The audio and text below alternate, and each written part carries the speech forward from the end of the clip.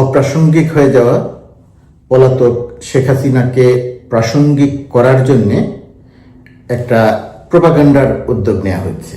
আগের ভিডিওটিতে এই কথাগুলো বলেছিলাম, এবং এখন যে কথাটা বলছি এই ভিডিওটি আসলে আরও 2-3 দিন আগে তৈরি করতে চেয়েছিলাম, কিন্তু গত কয়েকদিন এত ব্যস্ততার মধ্যে গেছে সময় করে উঠতে পারিনি।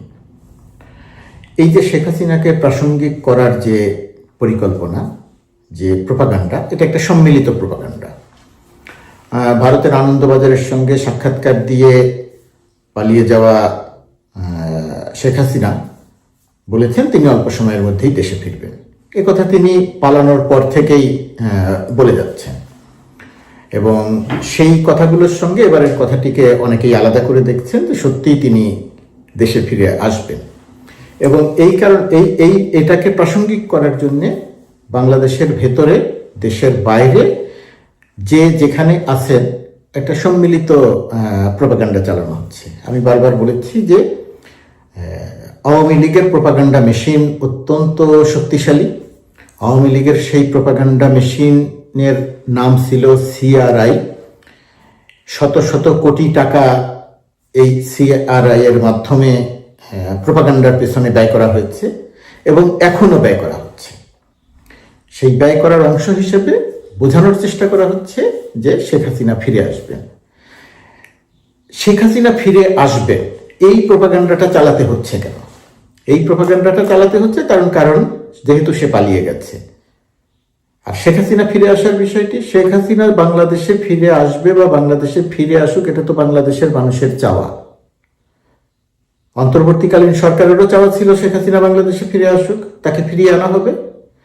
বর্তমানের যে বিএনপি সরকার, গণতান্ত্রিক সরকার, জনগণের ভোটে নির্বাচিত সরকার, সেই সরকারেরও চাওয়া যে শেখ হাসিনা ফিরে আসুক, শেখ হাসিনাকে ফিরিয়ে আনা হবে, এবং এর জন্য কূটনৈতিক তৎপরতা আছে, ভারতকে চিঠি লেখা হয়েছে। সুতরাং শেখ হাসিনা যদি ফিরে আসতে চান তাহলে তাকে তো অবশ্যই স্বাগত জানানো হবে। তার নামে যে মামলা আছে সেই মামলাগুলো তিনি ফেস করবেন, তার যে সাজা হয়েছে সেই সাজা তিনি ভোগ করবেন।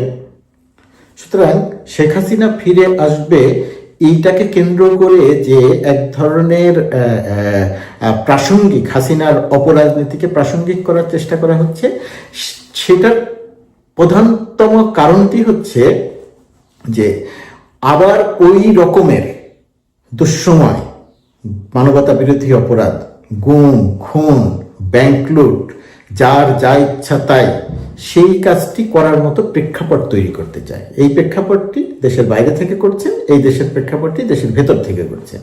দেশের ভেতরের থেকে যারা করছেন তাদের সম্পর্কে আপনাদের একটা তথ্য দিয়ে দেখেন, খেয়াল করে দেখেন। দেশের ভেতরে যারা এই কাজটি করছেন তাদের অবস্থানটা খেয়াল করে দেখেন। শেখ হাসিনার গুম, খুন, সন্ত্রাসের রাজত্ব, ভয়ের সংস্কৃতি যখন বাংলাদেশে 16 বছর ধরে চলেছে, তাদের কয়জনকে আপনি দেখেছেন যে তারা তার বিরুদ্ধে কথা বলেছে, তার সেই অপকর্মের বিরুদ্ধে কথা বলেছে? খুব বেশি খুঁজে পাবেন না, 1-2 জন ছাড়া, এখন যাদেরকে আপনারা সোচ্চার দেখেন। 1 নম্বর। 2 নম্বর হচ্ছে এই ব্যক্তিদেরকে একটু খেয়াল করে দেখেন। যখন জুলাই গণ অভ্যুত্থান, জুলাইয়ের আন্দোলন চলছে, শেখ হাসিনা গুলি করে মানুষ হত্যা করছে, সেই সময় তাদের ভূমিকা খেয়াল করে দেখেন। তাদের কারো কারো ভূমিকা জুলাইয়ের মাঝামাঝি এসে একটু গণ অভ্যুত্থানের পক্ষে, জুলাই আন্দোলনের পক্ষে, কারো কারো জুলাইয়ের 3য় সপ্তাহ পর্যন্ত জুলাই গণ অভ্যুত্থানকে তারা সন্ত্রাস বলেছে। তারপর গণ অভ্যুত্থান সংগঠিত হয়েছে, এবং কেউ কেউ নীরব থেকেছে, একদম চুপচাপ। ফেসবুকে যে দিনে 10টা স্ট্যাটাস দেন, তিনি একটিও স্ট্যাটাস দেননি। পত্রিকায় লিখে আবার শিক্ষার্থীদের পরামর্শ দিয়েছেন যে তোমরা শেখ হাসিনার সাথে গিয়ে বসে আলোচনা করে সমস্যার সমাধান করো। এই তাদের অবস্থান। 5 আগস্ট জুলাই গণ অভ্যুত্থান সংগঠিত হলো, শেখ হাসিনা পালিয়ে গেল। তারপরে তাদের কথা খেয়াল করে দেখেন, তারা সবাই জুলাই গণ অভ্যুত্থানের, হ্যাঁ আমি তো জুলাই গণ অভ্যুত্থানের পক্ষে লিখেছিলাম, এই দেখেন আমার একটা স্ক্রিনশট, আমি তো জুলাই গণ অভ্যুত্থান চেয়েছিলাম, আন্দোলনকে সমর্থন করছি, শেখ হাসিনার পতন চেয়েছি। তারা এক নাগারে, তারা জুলাই গণ অভ্যুত্থানের অংশীজন এটা প্রমাণ করার জন্য এক নাগারে ব্যস্ত হয়ে গেলেন। আপনারা একটু খেয়াল করলে পুরো বিষয়টি লক্ষ্য করবেন। তার মানে জুলাইয়ের মাঝামাঝিতেও যারা শেখ হাসিনার পক্ষে ছিল, 5 আগস্টের পরে এসে তারা সবাই জুলাই আন্দোলনের পক্ষের হয়ে গেলেন। এভাবে চলতে থাকলো কয়েকদিন। শেখ হাসিনার সময়ের যে সুযোগ সুবিধা, গুরুত্ব পাওয়া, সেটা যখন ইন্টারিম সরকারের কাছ থেকে পাওয়া গেল না, এদের মধ্যে কেউ কেউ আবার ছিলেন উপদেষ্টা হতে চান, কেউ কেউ আবার কিছু কিছু সুযোগ সুবিধা চেয়েছিলেন। বিটিভিতে কেউ কিছু কিছু বিশেষ বিশেষ সুবিধা চেয়েছিলেন। এইগুলো যখন আস্তে আস্তে দেখা গেল যে ইন্টারিমের সময় থেকে পাওয়া যাবে না, তখন তারা আস্তে আস্তে আবার ওই শেখ হাসিনার যে বক্তব্য, সেই শেখ হাসিনার বক্তব্যের দিকে লক্ষ্য রেখে সেই অনুযায়ী নিজেদেরকে গুছিয়ে নিলেন। গুছিয়ে নিয়ে বলতে শুরু করলেন যে অন্তর্বর্তীকালীন সরকার নির্বাচন দিবে না, নির্বাচন দেখি না, নির্বাচন দিবে না, ক্ষমতা ছাড়বে না। তাদের এই সমস্ত কথা খেয়াল করে দেখেন একটিও সত্য হয়নি। অন্তর্বর্তীকালীন সরকারের উপদেষ্টারা সবাই দেশ ছেড়ে পালাবে, ডক্টর ইউনূস দেশ ছেড়ে পালাবে। ডক্টর ইউনূস যতবার বিদেশে গেছে ততবার তারা প্রোপাগান্ডা চালিয়েছে তিনি আর ফিরবেন না।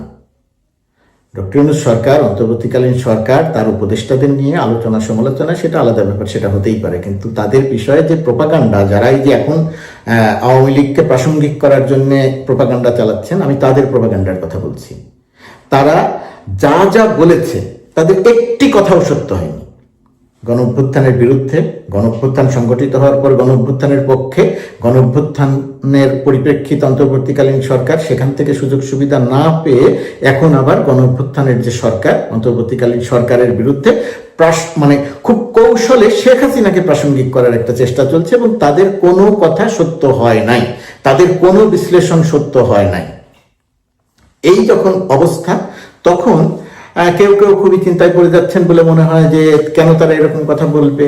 আমার বক্তব্য খুব পরিষ্কার, যারা প্রোপাগান্ডা চালায়, হেলিকপ্টার থেকে গুলি করা যারা দেখে নাই তাদের না দেখতে দেন। তারা তো কৌশলের অংশ, কৌশলের অংশ। শেখ হাসিনা আওয়ামী লীগের কাছে গুরুত্ব পাওয়ার জন্যে, আওয়ামী লীগের রাজনীতিতে প্রাসঙ্গিক করার জন্য তারা বলছেন যে হেলিকপ্টার থেকে তিনি গুলি দেখেন নাই, ডিপ স্টেট ষড়যন্ত্র করে শেখ হাসিনার পতন ঘটেছে। এদের কাছে জানতে চান, ডিপ স্টেটের সংজ্ঞা জানে না এরা, ডিপ স্টেট কি জানে না তারা। এটা একটা শব্দ শুনেছে। এখানে একটা ভূমিকা আছে আমাদের গণঅভ্যুত্থানের পরিপ্রেক্ষিতে যে সরকার, অন্তর্বর্তীকালীন সরকার, সেই সরকারের উপদেষ্টাদের কারো কারো ভূমিকা, কারো কারো কিছু কথা অত্যন্ত আপত্তিকর এবং ক্ষতিকর। ডিপ স্টেট প্রসঙ্গ একজন উপদেষ্টাই সামনে এনেছেন। ভায়োলেন্স আমাদের চেয়ে বেশি কেউ করতে পারবে না, একজন গণঅভ্যুত্থানের একজন নেতা এই কথা বলেছেন। এটা অত্যন্ত ক্ষতিকর কথা। মুক্তিযুদ্ধের পর, স্বাধীনতার পর, এই যে শেখ মনি, শেখ তাপসের বাবা শেখ মনি বিচিত্রার সঙ্গে সাক্ষাৎকার দিয়ে বলেছিলেন যে রাজনীতিতে আমি ভায়োলেন্সে বিশ্বাসী। তো এই যে দাম্ভিকতা, এই যে ভায়োলেন্সকে আমন্ত্রণ জানানো, আর আমরা ভায়োলেন্স করেছি গণ অভ্যুত্থানের সময়, আমাদের চেয়ে বেশি কেউ করতে পারবে না। দেখেন বাংলাদেশের রাজনীতিতে কার কি সক্ষমতা সেটা সবাই জানে। জুলাই আন্দোলন সেই সময় কার সাংগঠনিক সক্ষমতা কেমন ছিল, এবং এর সঙ্গে সব দল মতের মানুষ একত্রিত হয়েছে বলে শেখ হাসিনাকে পালাতে হয়েছে, গণ অভ্যুত্থান সফল হয়েছে। সুতরাং এই সমস্ত কথা বলে নিজেদেরকে হাস্যকর করা এবং অন্যদেরকে সুবিধা দেওয়া, পরাজিত শক্তিকে সুবিধা দেওয়ার জায়গাটাতে আমাদের সতর্ক থাকা দরকার বলে আমি মনে করি। প্রাসঙ্গিকভাবে এই কথাটি বললাম। তো যাদের কথা বললাম যে তাদের কোনো কথা সত্য হয় না, কিন্তু তারা এই কথাগুলো বলে যাচ্ছে, আমার অবস্থান খুব পরিষ্কার, তাদের এই কথাগুলো বলতে দেন। এই যে দেখুন একটা প্রোপাগান্ডা চালানো হচ্ছে, শেখ হাসিনা বলেছিল সেন্ট মার্টিন আমেরিকাকে দিলে সে ক্ষমতায় থাকতে পারবে। মানে এর চেয়ে বোগাস কোনো কথা আর কিছু হতে পারে না। আমেরিকায় অবস্থান করা বাংলাদেশি যারা আমেরিকান প্রশাসনের সঙ্গে কাজ করে, তাদের কারো কাছে কোনো তথ্য নাই, কেউ কোনোদিন শোনে নাই যে সেন্ট মার্টিন দ্বীপ ইউএসএ চায়, আমেরিকা চায়, যুক্তরাষ্ট্র চায়। কিন্তু ওই যে কিছু প্রোপাগান্ডাবাজ এবং হাসিনার প্রোপাগান্ডাটাই তাদের মুখে শুনবেন যে সেন্ট মার্টিন দ্বীপ চায়। এই দ্বীপটা সম্পর্কেও তাদের কোনো ধারণা নেই। সেন্ট মার্টিন এমন একটি দ্বীপ যে দ্বীপে নৌ ঘাঁটি, স্থল সামরিক ঘাঁটি, বিমান ঘাঁটি কোনোটাই করা সম্ভব নয়। এটার ভূপ্রকৃতির কারণেই সম্ভব নয়। ওই দ্বীপটিতে কোনো সামরিক ঘাঁটি করা সম্ভব নয়, ভূপ্রকৃতিগত কারণেই সম্ভব নয়। কিন্তু তারা এই প্রোপাগান্ডাটা চালিয়ে যাচ্ছে। একজনকে দেখলাম বলছে ডক্টর ইউনূস কিভাবে নোবেল নিয়েছে নোবেল কমিটি জানতো না, আমরা তো জানি, একটা চিঠি লিখেছিল, ম্যানিপুলেট করে নোবেল নিয়েছে। মানে কি পরিমাণ বেকুব টাইপের আলোচনা এখন আমাদের গণমাধ্যমে হয়, টেলিভিশনগুলোর টকশোতে হয়। আমি খুবই অবাক হই। বাংলাদেশে টকশো চালু হবার পর থেকে এখন যে প্রক্রিয়াতে বা যেভাবে ভুলভাল তথ্য টকশোতে দেয়া হয়, এরকম তথ্য টকশোতে অতীতে কখনোই কোনো দিনই দেয়া হয় নাই। যে নোবেল কমিটি জানতো না, ডক্টর ইউনূস ম্যানিপুলেট করে নোবেল নিয়েছেন, মানে নোবেল সম্পর্কে কোনো ধারণা নেই। আরে ভাই, বাংলা একাডেমির পুরস্কারও একটা চিঠি লিখে ম্যানিপুলেট করে নেওয়া যায় না। রাজনৈতিক বিবেচনায় দেয়া হয় এটা সত্যি, কিন্তু ওই একটা চিঠি লিখে নেওয়া যায় না। নোবেল সম্পর্কে তো একটু ধারণা থাকতে হবে। শান্তিতে নোবেল নিয়ে অনেক তর্ক আছে, বিতর্ক আছে, প্রতি বছরই হয়, এটা অস্বীকার করা যাবে না। কিন্তু সেই পুরস্কারটি পাওয়ার জন্যে যে মিনিমাম একটা যোগ্যতা যে থাকতে চায়, এটা ঠিক যে অনেক অযোগ্য মানুষ পেয়েছে, কিন্তু একটা মিনিমাম একটা প্রক্রিয়া যে আছে, সেই প্রক্রিয়া একটা চিঠি লিখে হয় না। কিন্তু টেলিভিশনে গিয়ে এই কথাগুলো তারা জোর দিয়ে বলছেন। কারণ ঠিক আছে, তারা টকশোতে যাচ্ছেন, তারা কথাগুলো গিয়ে বলছেন, জুলাই অভ্যুত্থান হয়নি বলতে পারছেন না, মানুষ মারা যায়নি বলতে পারছেন না, ভিডিও চিত্র, হেলিকপ্টারের গুলি, আওয়ামী সন্ত্রাসীদের গুলি, 7 মিনিটে ঢাকা শহর দখল করে নিব, কোনো কিছুই তারা দেখেন নাই। লক্ষ লক্ষ মানুষ রাস্তায় ছিল, কোনো কিছুই তারা দেখেন নাই। ভিডিও দেখেন নাই, অডিও শোনেন নাই, কোনো কিছুই তারা শোনেন নাই। শেখ হাসিনার গুলি করার হুকুম দেয়া, সেটা তারা শোনেন নাই। এখন তাদের এটা শুনতে দেন। তাদেরকে ধরতে হবে, মারতে হবে, গ্রেপ্তার করতে হবে, এই সমস্ত অপ্রাসঙ্গিক দাবি আপনারা কেউ তুলবেন না। তাদেরকে কথা বলতে দেন। খেয়াল করে দেখেন, শেখ হাসিনা ক্ষমতায় এক পাল টকশোর আলোচক তৈরি করেছিল, উপস্থাপক তৈরি করেছিল হাসিনা। প্রতিনিয়ত তারা প্রোপাগান্ডা চালাতো, তাদের কথা মানুষ কর্ণপাত করেনি। সুতরাং এই সমস্ত মিথ্যা প্রোপাগান্ডা মানুষের মনে কোনো স্থান পায় না। তবে যেটা দরকার সেটা হচ্ছে সুনির্দিষ্ট করে তারা যে মিথ্যা ছড়ায়, সেই মিথ্যার বিপরীতে সত্য তথ্যটা দেওয়া দরকার। ধরপাকড় গ্রেপ্তার নয়, তত্ত্বাবধায়ক সরকার একবার ভুল করে গেছে। এই তত্ত্বাবধায়ক নয়, দুঃখিত, অন্তর্বর্তীকালীন সরকার একবার ভুল করে গেছে। তারেক রহমানের সরকার সেই ভুল করবে না আমি নিশ্চিত। তিনি ইতিমধ্যেই সেই ধারণা দিয়েছেন মানুষকে। তো এইটা বলে শেষ করি প্রসঙ্গটা। তাহলে শেখ হাসিনা এখন এসে আলোচনায় কেন? জুলাইয়ের আগেই, 15ই আগস্টের আগেই তিনি দেশে ফিরবেন, ট্রাভেল পাস চাওয়া হবে। একটা কৌশল হতে পারে যে বাংলাদেশের কাছে ট্রাভেল পাস চাইলো, বাংলাদেশ দিল না, তখন প্রোপাগান্ডা চালানো হবে এই যে তিনি ফিরতে চেয়েছিলেন কিন্তু তাকে ফেরাতে বাংলাদেশ ফেরার জন্য অনুমতি দিল না। এটা একটা প্রোপাগান্ডা হতে পারে, কি করবে আমি জানি না, সেই কারণে একটা হতে পারে। আর শেখ হাসিনার এই যে হইচই, কথা বলা, হুমকি দেয়া, আবারও মানুষ হত্যা করতে চাওয়া, এই যে হুমকি, এই হুমকিগুলোর বাস্তবে কোনো ভিত্তি নেই। আঞ্চলিক শক্তির কাছে এবং আন্তর্জাতিক শক্তির কাছে শেখ হাসিনার এখন গুরুত্বহীন।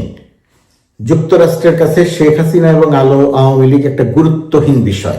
তাদেরকে নিয়ে কোনো আলোচনা এখানে হয় না। চীনের কাছে সম্পূর্ণ গুরুত্বহীন, তাদেরকে নিয়ে কোনো আলোচনা এখানে হয় না। ইউরোপের কাছে সম্পূর্ণ গুরুত্বহীন, তাদের কাছে কোনো আলোচনা হয় না শেখ হাসিনা বা আওয়ামী লীগ নিয়ে। শেখ হাসিনা যেখানে আছেন সেখানে আলোচনা হয়। এই আলোচনাটা শেখ হাসিনা মূলত একটি শক্তির, একটা বিদেশি শক্তির ট্রাম্প কার্ড। যখন যে কোনো আলোচনায় সেই ট্রাম্প কার্ডটা ব্যবহার করা হয়, সুইচ দেওয়া হয়, ওই সুইচটি রেকর্ড বাজতে থাকে। সুইচ বন্ধ করা হবে, রেকর্ড বন্ধ হয়ে যাবে। শেখ হাসিনার ওই যে বলে না, শেখ হাসিনার ওই এখন আর তরল পদার্থের মতো, যে পাত্রে রাখা হবে সেই পাত্রে আকার ধারণ করবে। শেখ হাসিনার এখন আর কোনো নির্দিষ্ট আকার নাই, নির্দিষ্ট কোনো ভয়েস নাই। হুমকি ধামকি দেয়া, সেটা হলো ট্রাম্প কার্ড হিসেবে তাকে ব্যবহার করা হয়। তাকে বলতে বলা হয় যে কথাগুলো, সে সেই কথাগুলো বলে। এক ধরনের চাপ তৈরির একটা উদ্যোগ নেওয়া হয়। এগুলো পুরনো প্রক্রিয়া, পুরনো ব্যাপার, এগুলো কোথাও কোনো স্থান পাবে না। অন্তর্বর্তীকালীন সরকারের সময়ে যে পরিমাণ প্রোপাগান্ডা চালানো হয়েছে, যুক্তরাষ্ট্রে এখন আমি যেখানে আছি এইখানে যে পরিমাণ প্রোপাগান্ডা চালানো হয়েছে, আমরা এখানে আসার পর গত 1 বছরে অসত্য প্রোপাগান্ডার বিপরীতে, সংখ্যালঘু নির্যাতন থেকে শুরু করে অসংখ্য প্রোপাগান্ডার বিপরীতে সত্য তথ্য দিয়ে আওয়ামী অনুসারীদের এবং যে জায়গাতে, যে দেশে প্রোপাগান্ডা চালানো হয়েছে সেই সমস্ত দেশের তথ্যকে সত্য তথ্য দিয়ে মিথ্যা প্রমাণ করে দিয়েছি। এখন আর যুক্তরাষ্ট্রে প্রোপাগান্ডাবাজদের মানে স্বর্গরাজ্য নেই। তাদের কথা এখন সেটা ক্যাপিটাল হিল বলেন বা অন্য যে কোনো জায়গায় বলেন, কোথাও বিশ্বাস করে না, যে কারণে তাদের প্রোগ্রামের সংখ্যা অনেক কমে গেছে। আমরা তৎপর আছি, এই প্রোপাগান্ডা এখানে তারা চালাতে পারবে না। কিভাবে চালাতে পারবে না? কারণ প্রোপাগান্ডার বিপরীতে আমরা সত্য তথ্য সরবরাহ করি, আরও করব। সুতরাং দেশের ভেতরে যারা প্রোপাগান্ডা চালাচ্ছেন তারা সংখ্যায় খুবই কম, তারা সমাজ থেকে বিচ্ছিন্ন, তারা অপ্রাসঙ্গিক মানুষ। শেখ হাসিনাকে প্রাসঙ্গিক করার যে চেষ্টা চলছে, এই চেষ্টাটি সফল হওয়ার কোনো সম্ভাবনা নেই।